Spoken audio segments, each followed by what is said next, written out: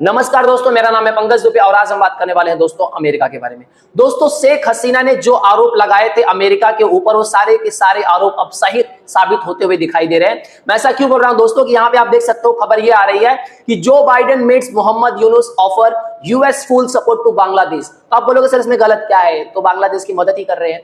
हाँ ठीक है, मदद करिए, लेकिन जब शेख हसीना की सरकार थी तब ये अमेरिका क्या करता था, बांग्लादेश के ऊपर क्या करता था, सैंक्शन लगाता था। और आज बांग्लादेश की मदद करने पहुंचा है कौन? अमेरिका। ठीक है दोस्तों, 1947 के बाद, आजादी के बाद अमेरिका ने हमेशा किसका साथ दिया? पाकिस्तान का। और पाकिस्तान का इस तरह से साथ दिया कि पाकिस्तान को पूरा टेररिज्म का एक हब बना दिया। और आज जानते हो पाकिस्तान की हालत क्या है। अब उसी रास्ते पे दोस्तों बांग्लादेश भी चल रहा है। अगर बांग्लादेश भी अमेरिका की ऐसे ही सुनेगा, ऐसे ही गुणगान गाएगा, तो बांग्लादेश का भी यही हाल होने वाला है। अब देखिए यहाँ पे दोस्तों, यहाँ पे दो दोस्त ऐसे मिल रहे हैं, ऐसे लग रहा है जैसे कि कुंभ के मेले में खो गए हैं। वाह भाई साहब, इस तस्वीर को देखने के बाद इंटरनेट पे तो एक्स पे बोलते हैं, बहुत सारे पोस्ट आए जहां पे बोलते हैं कि पूरी पोल खुल गई है। अभी देखिए दोस्तों, डेमोक्रेटिक पार्टी किसकी है? ये बाइडेन की पार्टी है। इसी डेमोक्रेटिक पार्टी के जो पहले फॉर्मर प्रेसिडेंट रह चुके क्लिंटन, वो भी किससे मिले? मोहम्मद यूनुस से मिले। उसके बाद भाई साहब यहाँ पे आप देख सकते हो कि इनका बोलते हैं ना, रिश्ता बहुत अनोखा है। अब ये देखिए, इनको देखिए, बराक ओबामा ये भी इसी पार्टी से हैं, डेमोक्रेटिक पार्टी से हैं। अब इनको क्या भाई साहब, मोहम्मद यूनुस को 2006 में नोबेल पीस प्राइज मिला था, और United state presidential medal of freedom कब मिला था इनको? 2009 में। और कांग्रेसियल गोल्ड मेडल मिला था इनको 2010। अब किसने दिया था भाई साहब? अमेरिका ने दिया था। तो ये भाई साहब दोनों तस्वीर देख लीजिए आप। अब देखिए दोस्तों, एक्चुअल में यहाँ पे क्या हुआ, जरा डिटेल में हम लोग समझते हैं।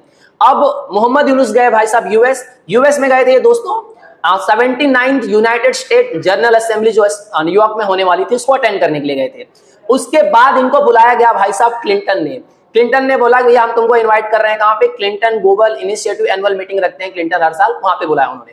तो वहां पे क्या हुआ दोस्तों कि क्लिंटन ने क्या बोला कि देखिए, few people on this planet have done so much as Yunus to change the life of ordinary people who would never have succeeded। फलाना ढिमका बहुत सारी चीजें इनकी तारीफ कर दी कि बोले इतने बहुत अच्छे इंसान है, बहुत लोगों के लिए बहुत अच्छा काम किए हैं। बाद में इन्होंने बोला कि देखिए, मोहम्मद यूनुस ने के सामने यहाँ पे 3 तस्वीरें आपको दिख रही होगी, 1 2 3। तो मोहम्मद यूनुस ने बोला कि देखिए, जो हमारे आजू बाजू में खड़े हैं ना, इनको आप हल्के में मत लेना। ये लोग वही हैं लोग जिन्होंने क्या किया, बांग्लादेश में तख्ता पलट किया है। इनकी मुख्य भूमिका है। बोला इन लोगों ने मेन रोल प्ले किया है। उनको पूरा बोलते हैं ना, मतलब ये मोहम्मद यूनुस ने पूरा इनको एकदम पब्लिकली बता दिया भाई साहब कि यही लोग हैं जिन्होंने पूरा कांड किया है। बोलते हैं ये आज की बात नहीं है, लंबे समय से प्लानिंग चल रही थी कैसे शेख हसीना की सरकार गिराना है। लेकिन इनका बोलने का तरीका अलग था। इन्होंने बोला कि देखिए, स्टूडेंट ने अपनी आवाज उठाई, स्टूडेंट लोग ने बहुत तकलीफ सही है, स्टूडेंट के ऊपर बहुत अत्याचार हुआ है, शेख हसीना ने बहुत अत्याचार किया था, ऐसा किया था, वैसा किया था। फिर स्टूडेंट लोग ने आवाज उठाई और तख्ता पलट कर दिया। इनका बोलने का तरीका ये था। चलिए दोस्तों, अब ये सब तो हो गया दोस्तों। उसके बाद क्या हुआ कि मोहम्मद यूनुस जी क्या किए, उसके बाद जस्टिन ट्रूडो से मिले। जस्टिन ट्रूडो से मिल करके बोले देखिए, बांग्लादेश और कनाडा के बीच में जो रिलेशन है उसको हमको डीप करना है, फ्रीडम पे बात करेंगे, इंस्टीट्यूशन बनाएंगे, सपोर्ट यूथ बांग्लादेश के लिए। बड़ी बड़ी साथी बातें हो गई किसके साथ में? ट्रूडो के साथ में। फिर ये जो तस्वीर आई है दोस्तों, 1 2 3 भयंकर भयंकर तस्वीरों पे अलग अलग रिएक्शन आना चालू हो गया। अब शुरुआत कहां से हो गई कि जो शेख हसीना ने हिंट दिया था कि अमेरिका इंटरफेयर कर रहा है बांग्लादेश में, और बांग्लादेश और म्यांमार को तोड़ करके एक क्रिश्चियन देश बनाना चाहता है। और साथ ही साथ में इन्होंने ये भी क्लेम किया था कि अमेरिका ने बोला है कि मुझे क्या कर दो भैया, एयरबेस के लिए सेंट मार्टिन आइलैंड दे दो, नहीं तो मैं तुम्हारी सरकार गिरा दूंगा। तो शेख हसीना ने बोला कि नहीं, मैं ऐसा नहीं कर सकती, और इनकी सरकार गिरा दी गई। अब कड़ियां से कड़ियां जुड़ना चालू हो गई हैं दोस्तों। अब देखिए, अब जैसे ही सब तस्वीर आने लगी तो एक्स पे अलग ही बवाल चलने लगा। अब यहाँ पे देखिए, एक्स पे क्या लिखा है, यूजर ने लिखा cook puppet over elected leader. यहाँ पे देखिए, इन्होंने क्या बोला कि देखिए, मोहम्मद यूनुस को बोल दिया कि आप तो इलेक्ट होकर के आए नहीं हो, तुमने अपने लोगों की मदद कभी नहीं की, खाली आपने क्या दिया है, कर्जा दिया है। और जिन लोगों को कर्जा दिया उन लोगों ने सुसाइड कर लिया है क्योंकि वो आपका इंस्टॉलमेंट नहीं दे पाते थे। तो इस तरह से इनके ऊपर पॉइंट आने लगे।